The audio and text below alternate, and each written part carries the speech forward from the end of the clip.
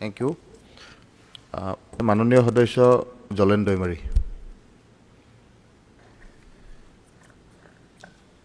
মানগানাং লেঙাই বুংথিগিৰি আপোনাক ধন্যবাদ জনাইছোঁ 301ত আমাৰ তামোলপুৰ সমষ্টিৰ কিছু কথা ৰাইজ কৰাৰ সুযোগ দিয়াৰ বাবে মোৰ কথাটো কোৱাৰ আগতে তামোলপুৰখন নতুনকৈ জিলা স্থায়ীভাৱে আমাক উপতাই দিয়াৰ বাবে অসমৰ সন্মানীয় সকলোৰে জনপ্ৰিয় মুখ্যমন্ত্ৰী ডক্টৰ হিমন্ত বিশ্ব শৰ্মা ডাঙৰীয়া আৰু আমাৰ সন্মানীয় মন্ত্ৰীসকলক মই তামোলপুৰবাসীৰ হৈ ধন্যবাদ জনাইছোঁ। ইয়াত মই কিছু গুৰুত্বপূৰ্ণ কথা উল্লেখ কৰিব বিচাৰিছোঁ। যোৱা জুন মাহৰ বানপানীত আমাৰ কুমাৰীঘাটাটো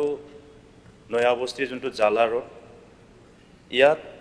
অসম মালাৰ পৰা যিহেতু আমাৰ এইখন ৰাস্তা চেংচন হৈছে, ইয়াত কালা নদী আৰু পাগলাদিয়াৰ যি দুখন ডাঙৰ ব্ৰিজ এখন চেংচন হৈছে, কিন্তু দৰংগা নদীৰ ওপৰত থকা যোনটো ব্ৰিজ আছে এই ব্ৰিজখন চেংচন হোৱা নাই। কিন্তু আনফৰ্চুনেটলি যোৱা জুন মাহৰ বানপানীত এখন দলং আমাৰ সম্পূৰ্ণভাৱে ভাঙি গ'ল, যাৰ কাৰণে যাতায়াতৰ যিখিনি সমস্যা ইয়াত যথেষ্ট হৈছে। এখন ব্ৰিজত বা এখন ৰাস্তাত ডেইলি 7,000 পৰা 10,000 মানুহে অহা যোৱা কৰে। বিভিন্ন কলেজত যোৱা, প্ৰাইভেট স্কুলত যোৱা, বিভিন্ন বিদ্যালয়বিলাকত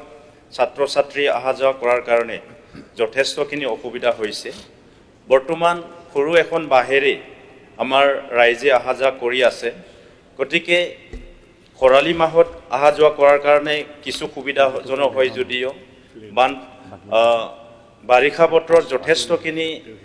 এই ৰাস্তাৰে অহা যোৱা কৰাৰ কাৰণে আমাৰ অসুবিধা হ'ব। ইয়াৰ কাৰণে মই সন্মানীয় বিভাগীয় মন্ত্ৰী ডাঙৰীয়াক অনুৰোধ জনাইছোঁ যে আমাৰ দৰংগা নদীৰ ওপৰত যিখন ব্ৰিজ এইটো যাতে সোনকালে বনোৱাৰ কাৰণে তেখেতে ব্যৱস্থা কৰে। কাৰণ আমি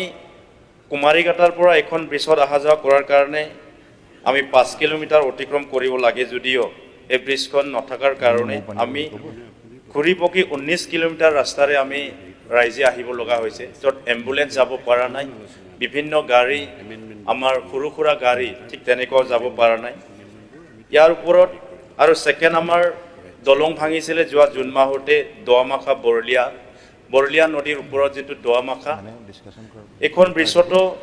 আমাৰ যথেষ্টখিনি অঞ্চলবিলাক এই ব্ৰিজৰ ওপৰত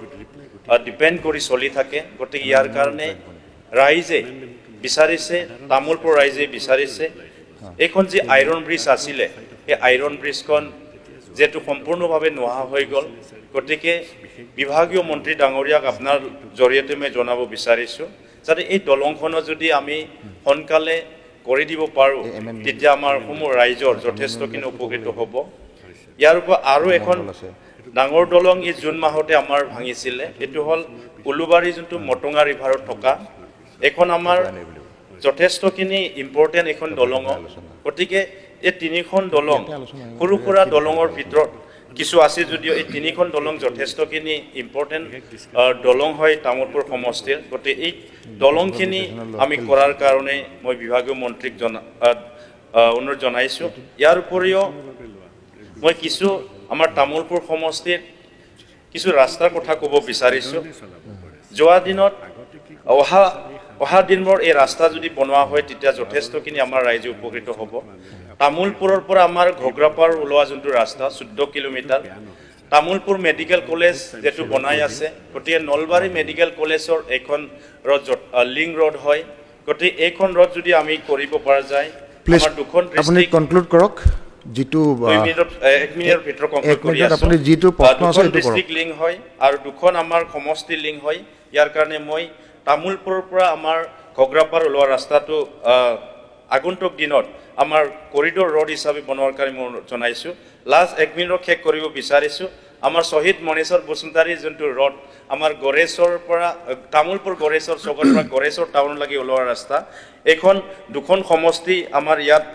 লিংক হয় আৰু ডাইৰেক্ট DC অফিচ তামোলপুৰত লাগি লিংক হয়। গতিকে তামোলপুৰ মেডিকেল কলেজত লাগি এখন ৰাস্তা লিংক হয় গতিকে মন্ত্ৰী ডাঙৰীয়াক মই অনুৰোধ কৰিব বিচাৰিছোঁ শ্বহীদ মণীশ্বৰ বসুমতাৰী যোন ৰাস্তা আমাৰ আগন্তুক দিনত যাতে আমাক বনাই তামোলপুৰ ৰাইজক যাতে উপহাৰ দিয়ে মই এইটো মন্ত্ৰী মহোদয়ক আপোনাৰ অনুৰোধ থাকিল ধন্যবাদ অনাৰেবল মিনিষ্টাৰ সন্মানীয় উপাধ্যক্ষ ডাঙৰীয়া মই শ্ৰী জলেন দৈমাৰী ডাঙৰীয়াই ৰুল 301 যোগেদি তেখেতৰ সমষ্টিৰ কেইবাটাও গুৰুত্বপূৰ্ণ কথা উপস্থাপন কৰিছে মই মাননীয় মুখ্যমন্ত্ৰী ডাঙৰীয়াৰ হৈ তেখেতৰ উত্তৰ দিবলৈকে আৰম্ভ কৰিছোঁ উপাধ্যক্ষ ডাঙৰীয়া তেখেতৰ সমষ্টিত বানপানীয়ে যথেষ্ট ক্ষতি কৰিছে এবাৰ মই যেহেতু জলসম্পদ বিভাগৰ মন্ত্ৰী মই তেখেতৰ সমষ্টি ভ্ৰমণ কৰিছিলোঁ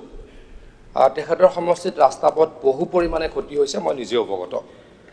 যোৱা বছৰ ৱাটাৰ ৰিচোৰ্চেছ ডিপাৰ্টমেণ্টে তেখেতৰ সমষ্টিত যথেষ্টখিনি কাম কৰিছে এবাৰো কাম কৰিবলৈকে আমি কৰিম বুলি প্ৰতিশ্ৰুতি দিছোঁ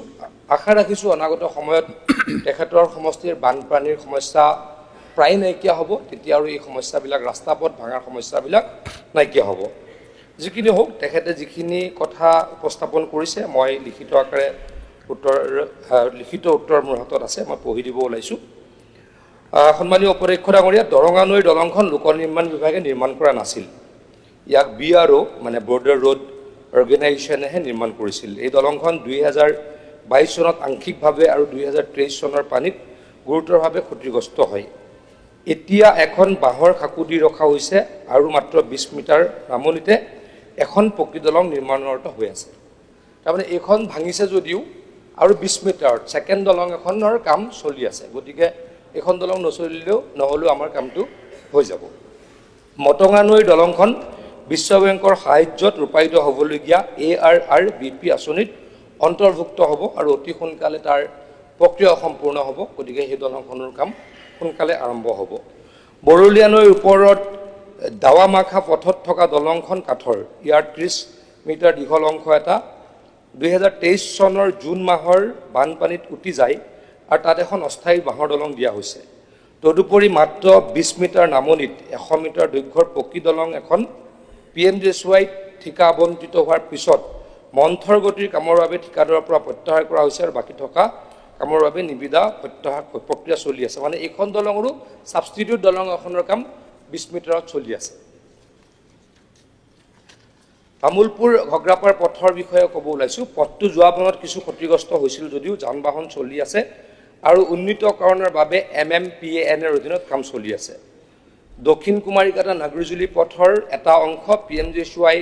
1 আঁচনিৰ অধীনত সম্পূৰ্ণ হোৱাৰ পিছত মেইনটেনেন্স পিৰিয়ডৰ ভিতৰত আছে এটা অংশ এখন দলং সহ 71 SOPD 0 অধীনত নিৰ্মীয়মান অৱস্থাত আছে আৰু এখন দলং 51 RIDF 25 অধীনত আঁচনিত অনুমোদিত হৈছে এই পথত বাকী থকা 81 নং দলংখন কোনো আঁচনিত অন্তৰ্ভুক্ত কৰাৰ কাৰণে প্ৰচেষ্টা চলোৱা হ'ব তামোলপুৰ বৰমা ধমধমা পথৰ প্ৰথম 7.5 কিলোমিটাৰ যথেষ্ট মেৰামতিৰ প্ৰয়োজন হৈছে তাৰ বাবে প্ৰাকলন প্ৰস্তুত কৰি থকা হৈছে 7.5 কিলোমিটাৰৰ পৰা 10.81 কিলোমিটাৰলৈকে এখন 193 মিটাৰ দীঘল দলঙৰ সৈতে নিৰ্মাণ কৰা হৈছে অৱশ্যে এই পথৰে 300 মিটাৰ দীঘল এটা অংশ অলপতে বানপানীত ছিগি গৈছে আৰু তাত 24.75 মিটাৰ দীঘল এখন দলঙৰ প্ৰয়োজন হৈ পৰিছে তামোলপুৰ গুৰেশ্বৰ পথৰ 19.20 কিলোমিটাৰ দীঘল পথটো দীঘল ইয়াৰ 11.127 কিলোমিটাৰৰ পৰা 19.20 কিলোমিটাৰলৈ PMJSY 3 ৰ অধীনত নিৰ্মীয়মান হৈ আছে বাকী অংশ পুঁজি সাপেক্ষে নিৰ্মাণৰ কাৰণে হাতত ব্যৱস্থা লোৱা হ'ব ডিমলাপাৰ কুমাৰীকটা পথ BTCৰ ফিফথ ফাইনেন্স আঁচনিত অনুমোদিত হৈ 11.5 কিলোমিটাৰ কাম সম্পূৰ্ণ হৈছিল কিন্তু মন্থৰ গতিৰ বাবে 4 কিলোমিটাৰ বাকী থকা অৱস্থাত ঠিকাদাৰৰ পৰা কাম প্ৰত্যাহাৰ কৰা হৈছে মাছদিয়া চেঁচাপানী পথ এই পথটো BTCৰ ওৱান টাইম স্পেচিয়েল গ্ৰাণ্ট আৰু SC/SPৰ আঁচনিত অন্তৰ্ভুক্ত নিৰ্মাণ কৰা হৈছিল বৰ্তমান কিছু ক্ষতিগ্ৰস্ত হৈছে যদিও যান বাহন চলি আছে কুমাৰীকাটা নয়াবস্তি পথ এই পথটি 3খন দলংসহ উন্নীতকৰণৰ বাবে অসমমালাৰ অধীনত অনুমোদিত হৈছে আৰু প্ৰাৰম্ভিক কাম কাজ চলি আছে উপাধ্যক্ষ ডাঙৰীয়া UT ৰোড টেবিটোলাৰ পৰা নাৰায়ণ চক এই পথটি PMJCY 1ৰ অধীনত নিৰ্মাণ কৰা হৈছিল আৰু বৰ্তমান যান বাহন চলি আছে অৱশ্যে কিছু মেৰামতিৰ প্ৰয়োজন হৈছে পুঁজি সাপেক্ষে মেৰামতিৰ ব্যৱস্থা লোৱা হ'ব নাগৰিজুলি কলেজৰ পৰা 1 নং বগৰী কুটি SOPD জিৰ 2018-19 আঁচনিত মেৰামতি হৈছিল অৱশ্যে 200 মিটাৰ অংশ এটা বানপানীত ক্ষতিগ্ৰস্ত হৈছে আৰু স্থানটো কিছু ক্ষতিগ্ৰস্ত হৈছে পুঁজি সাপেক্ষে মেৰামতিৰ ব্যৱস্থা কৰা হ'ব UT ৰোড নাগৰিজুলিৰ পৰা বগামাটি SSB কেম্পৰ পথটোত কিছু গাঁতৰ সৃষ্টি হৈছে পুঁজি সাপেক্ষে এই ৰাস্তাৰ ব্যৱস্থা কৰা হ'ব অধ্যক্ষ ডাঙৰ এইখিনি কৰিব পৰা যাবই বিধায়কগৰাকীয়ে জানে যে তেখেতৰ সমষ্টিত কি কাম হ'বলৈকে গৈ আছে হ'ব এটা কথা মাত্ৰ মই কৈছোঁ যে তেখেতৰ সমষ্টিৰ এই ৰাস্তাখিনি যিখিনি ভাঙিছে দলংখিনি যিখিনি ভাঙিছে তাৰ মূল কাৰণে বানপানী আমাৰ 4 কিলোমিটাৰ অঞ্চল উন্মুক্ত আচলতে সেইফালে আগতে পানী অভাৰফ্লো হোৱা নাছিলে আমাৰ জাৰটা লোক বুলি এটা গোটেই মই কেইবাবাৰো গৈছোঁ যোৱা 2 বছৰ 4বাৰ মান গৈছোঁ গতিকে ডিটেইলছত জানো আমি য'ত মথাউৰি বনালোঁ তাত পানী নহ'ল তাৰ আগত আপষ্ট্ৰীমত 4 কিলোমিটাৰ অপেন হৈ আছিলে সেইফালে জীৱনত কেতিয়াও পানী উঠা নাছিলে এবাৰ সেইফালেৰে পানী আহি তামুলপুৰত তাণ্ডৱ হ'ল নলবাৰীটো হ'ল ঘগ্ৰাপাৰটো হ'ল এবাৰ সেই 4 কিলোমিটাৰ কৰি দিম বুলি ইতিমধ্যে প্ৰতিশ্ৰুতি দিছোঁ কৰিও আছোঁ গতিকে এইখিনি হ'লে আৰু ৰাস্তাখিনি কমপ্লিট হ'লে তেখেতৰ সমস্যা নাইকিয়া হ'ব গতিকে তেখেতৰ সমস্যাখিনি নাইকিয়া কৰিব পাৰিম বুলি মই সদনক আশ্বস্ত কৰিছোঁ ধন্যবাদ ধন্যবাদ Thank you, sir. আপোনাৰ প্ৰব্লেম সলভ হ'ল